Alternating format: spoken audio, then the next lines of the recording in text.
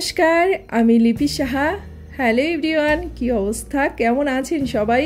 আশা করছি খুব খুব ভালো আছেন সবাই।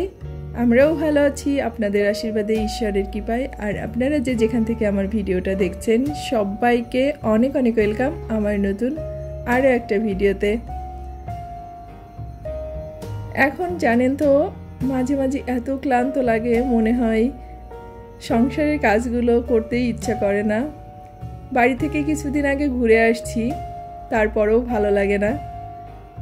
তো বাড়ি থেকে আসার পর জামা কাপড়গুলো ওইভাবেই ব্যাগের মধ্যে ছিল।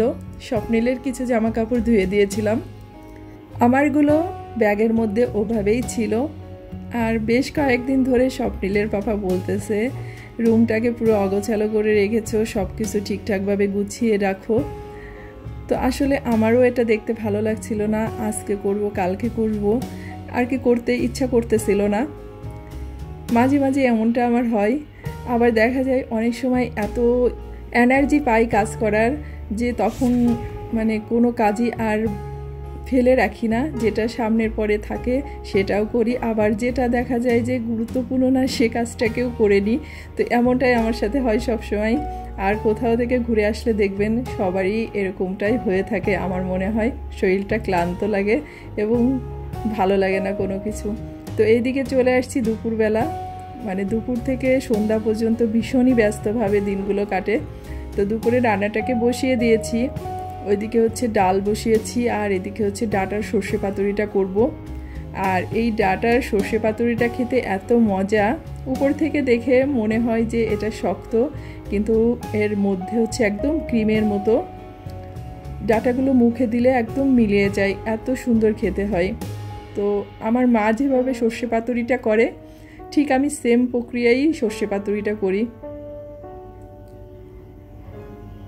তো প্রথমে জল দিয়ে দিয়েছিলাম ফ্রাই প্যানে, তার মধ্যে একটু লবণ আর হলুদ দিয়ে জলটাকে ফুটিয়ে নিয়ে তার মধ্যে ডাঁটাগুলো দিয়ে দিয়েছি। আর এখন এই যে ফোড়নটা দিয়ে দিলাম, মাঝে একটু সর্ষে বেটে রেখেছিলাম সেটা দিয়ে দিয়েছি। আর এখন সামান্য পরিমাণ চিনি দিয়ে দিব। চিনিটা না দিলেও হয়, কারণ এই ডাঁটাগুলো এত মিষ্টি, চিনি না দিলেও চলে। তবে আমি একটু স্বাদ বাড়ানোর জন্য চিনি দিয়ে দিয়েছি। জলটা শুকিয়ে গেলে ডাঁটাটাকে নামিয়ে নিব। তো ওইদিকে রান্না করতে করতে গ্যাসটা চলে গেছে।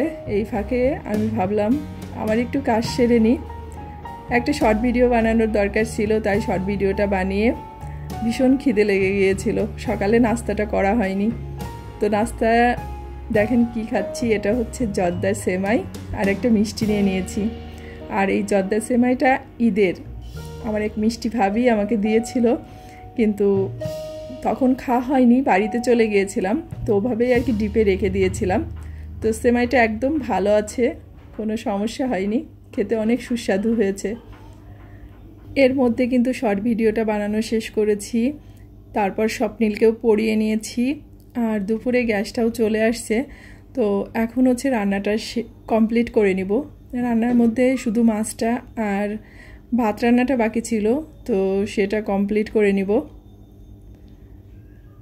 মাঝে একটু সুযোগ করে মাছগুলোকে ভিজিয়ে রেখেছিলাম। তো ভেজানোর পর ওগুলোকে লবণ, হলুদ আর মরিচের গুঁড়া দিয়ে একটু মাখিয়ে রেখেছিলাম। যেহেতু মাছগুলো বড় মাছ, আগে থেকে লবণ না মাখিয়ে রাখলে পরে কিন্তু খেতে ভালো লাগে না, মানে লবণ মরিচটা মাছের মধ্যে ঢুকে না। তো এদিকে মাছটা আমার রান্না শেষ। তো সবাই ভালো থাকবেন, সুস্থ থাকবেন, আর অবশ্যই সাবধানে থাকবেন। আজকের ভিডিওটা এ পর্যন্তই। ভালো থাকবেন সবাই, দেখা হচ্ছে নেক্সট ভিডিওতে।